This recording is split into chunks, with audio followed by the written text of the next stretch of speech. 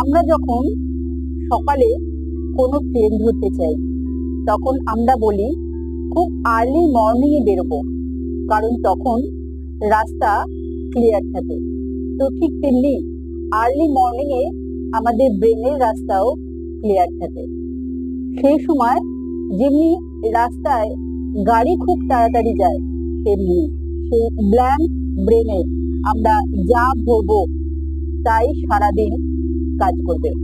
এই ব্ল্যাঙ্ক ব্রেনে যদি আমরা পজিটিভ এনার্জি ধরি, এমন কিছু পড়ি যা আমাদের সারাদিন ফুল অফ এনার্জি দেবে, সেটা হলো এক আর একমাত্র শ্রীমদ্ ভগবত গীতা।